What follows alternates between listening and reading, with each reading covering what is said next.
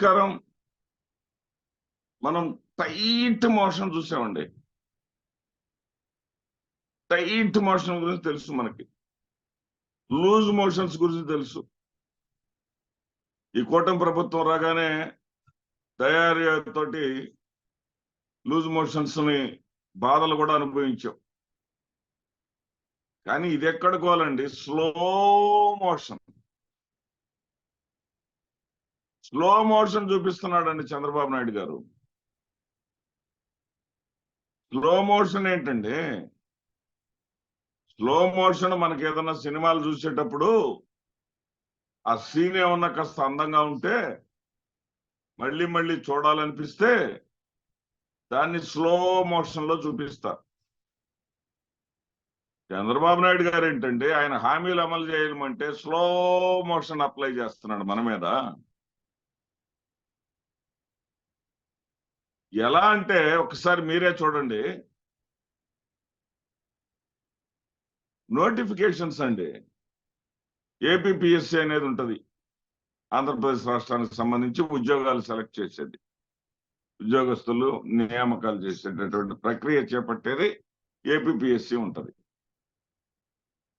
చంద్రబాబు నాయుడు గారి హయాంలో ఎలా జరిగింది, గతంలో ఎలా జరిగింది, ఇప్పుడు ఎలా జరుగుతా ఉంది ఒకసారి మనం కానీ చూస్తే, చంద్రబాబు నాయుడు గారు 2018లో 32 నోటిఫికేషన్స్ ఇచ్చాడండి. 32 నోటిఫికేషన్స్ ఇచ్చి మొత్తం వివాదాల్లోకి నెట్టేశాడండి. ఒక్కటంటే ఒక్క ఉద్యోగం వేయలేదండి. ఉద్యోగాలు ఇచ్చి పారేశాం, ఉద్యోగం బాబు వస్తే జాబ్ వస్తుందని చెప్పుకుంటాడు, అది వేరే సంగతి. కానీ వాస్తవాలు కదా మన ఛానల్ మాట్లాడేది, నిజాల గురించే కదా మనం ఎప్పుడు మాట్లాడేది. 32 నోటిఫికేషన్స్ ఇస్తే ఒక్కటంటే ఒక్కటి ఉద్యోగం వేయలేదండి. ఆ నోటిఫికేషన్ జారీ అయిన దాని ప్రకారం ఎవరికి కూడా ఉద్యోగ ప్రక్రియే మొదలవ్వలేదండి. ఇప్పుడు వచ్చారు కదండి కొత్తగా ప్రభుత్వంలోకి, 20 లక్షల ఉద్యోగాలు ఇచ్చేస్తాం, ఒకవేళ ఉద్యోగం లేకపోతే నెలకు 3,000 రూపాయలు నిరుద్యోగ భృతి ఇస్తామని చెప్పారు కదండి. కానీ అప్లికేషన్ లో అంటే దాని ఎగ్జిక్యూషన్ లో, దాని అమలు జరపడంలో మాత్రం స్లో మోషన్ అండి. ఇప్పటికీ 10 నోటిఫికేషన్లు నిలిచిపోయాయండి. 21 నోటిఫికేషన్లు పెండింగ్ లో పెట్టారండి. కానీ వైఎస్ఆర్సిపి హయాంలో దాదాపు 78 నోటిఫికేషన్లు అండి. అన్ని నోటిఫికేషన్లు కూడా షెడ్యూల్ ప్రకారం జరిగాయండి. 6,296 ఉద్యోగాలు వచ్చినాయండి. వైసీపీ ప్రభుత్వ ఆధ్వర్యంలో చంద్రబాబు నాయుడు గారి హయాంలో పెండింగ్ లో ఉన్నటువంటి ఆ 32 నోటిఫికేషన్స్ కూడా పరిష్కరించి వాటిని కూడా ఉద్యోగాలు ఇచ్చినటువంటి పరిస్థితి, ఏ ఒక్కరికి కూడా అన్యాయం జరగకుండా 78 నోటిఫికేషన్లను కూడా సజావుగా సాగేటట్టుగా చేసి 6,296 మందికి ఉద్యోగాలు ఇచ్చారండి జగన్మోహన్ రెడ్డి గారు. 3 నెలలు అయిందండి వీళ్ళు వచ్చి, అదుగో ఎదుగానే రేపు 4వ తారీఖు తోటి 3 నెలలు అయింది. ఇంత మటుకు ఆ నోటిఫికేషన్స్ మీద దృష్టే లేదండి. అదేమంటే స్లో మోషన్. పైగా ఇక్కడ ఒక చిత్రం ఉందండి, ఏంటంటే గత ప్రభుత్వం టీసీఎస్ వారితోటి సాంకేతిక పరమైనటువంటి శిక్షణ ఇవ్వటం కోసం ఈ నోటిఫికేషన్ లో సెలెక్ట్ అయినటువంటి అభ్యర్థులకి ఆ ఉద్యోగాల్లో శిక్షణ ఇవ్వటం కోసం టీసీఎస్ తో ఒప్పందం చేసుకుందండి. వీళ్ళ స్లో మోషన్ దెబ్బకి ఆ నోటిఫికేషన్, ఆ యొక్క ఒప్పందం పీరియడ్ కూడా గడిచిపోయిందండి. సరే, చంద్రబాబు నాయుడు గారు 74 ఏళ్ళు, వృద్ధుడు, స్లోగానే ఉంటాడు అనుకుందాం. ఉప ముఖ్యమంత్రి పవన్ కళ్యాణ్ గారు తెగరొచ్చిపోయేవాడు గుర్తుందా సార్? ప్రతిపక్షంలో ఉండగా బానెట్ మీద కూర్చొని జుట్టెగరేస్తా, రక్తం కారిపోవాలా, అది చేయాలా ఇది చేయాలని చెప్పేసి రెచ్చగొచ్చేవాడు గుర్తుందా సార్?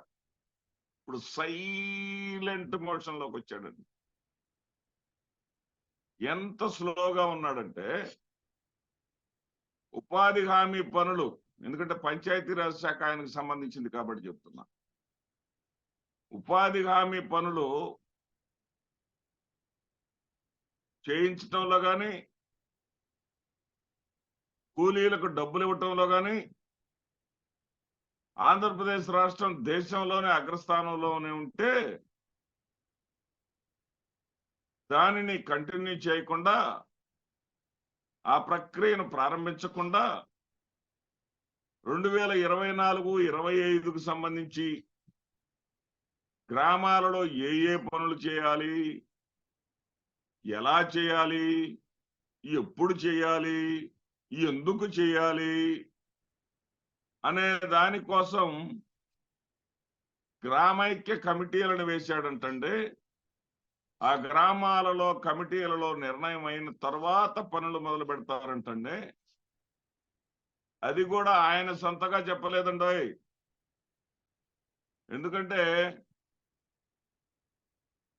చంద్రబాబు నాయుడు గారు ఆదేశాలు ఇవ్వకుండా చెప్పలేడు కదా.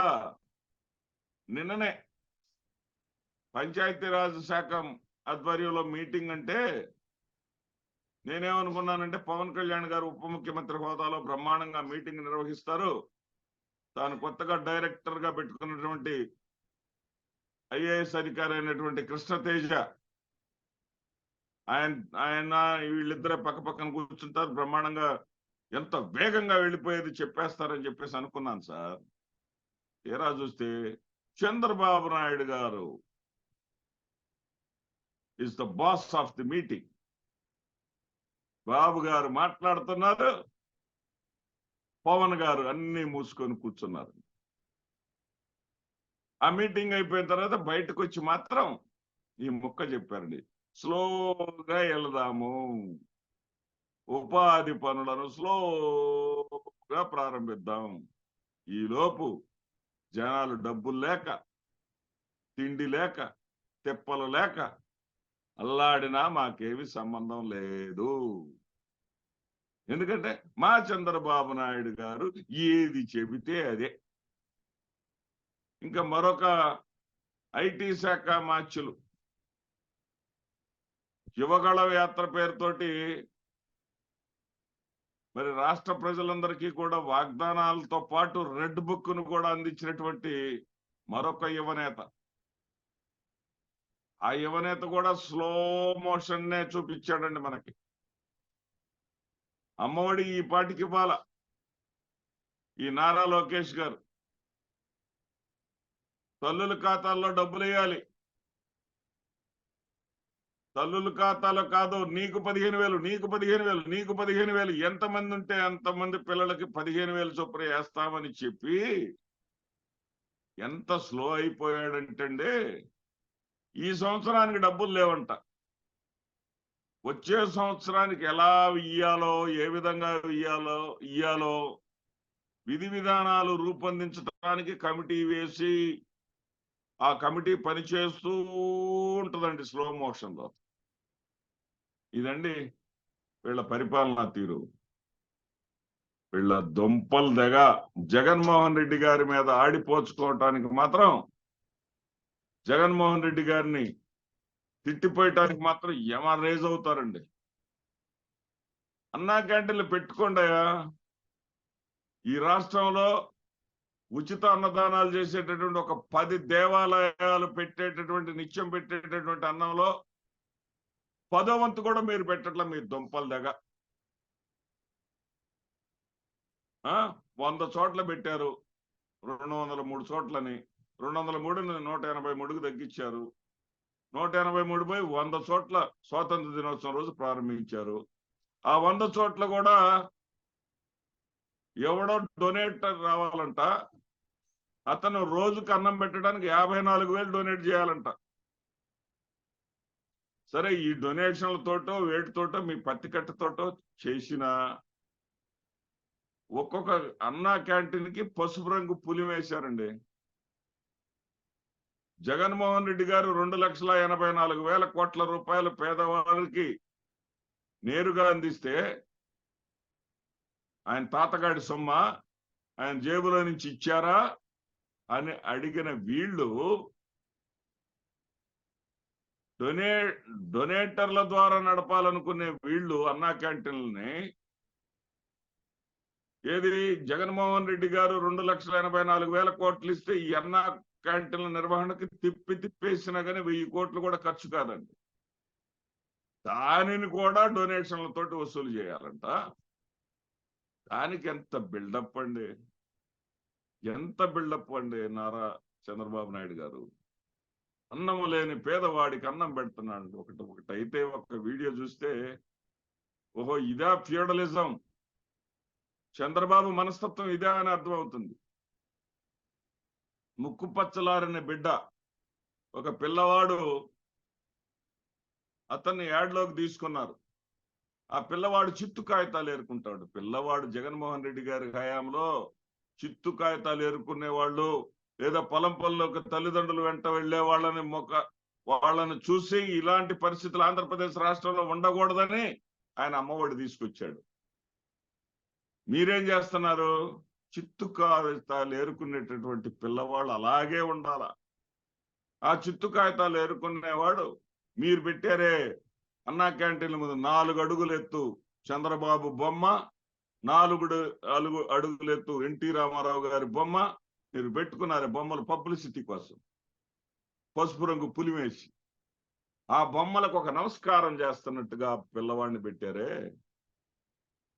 అదే జగన్మోహన్ రెడ్డి గారు గారి ముఖ్యమంత్రిగా కొనసాగి ఉంటే ఆ పిల్లవాడు సంస్కారవంతుడుగా, చాలా డిగ్నిఫైడ్ గా ఒక పాఠశాలకి ట్యాబ్ను తీసుకొని షూస్ వేసుకొని చక్కటి వస్త్రాలతోటి పాఠశాలకు వెళ్ళి ఉండేవారు. ఇది మీ పాలనకి జగన్మోహన్ రెడ్డి గారి పాలనకి తేడా.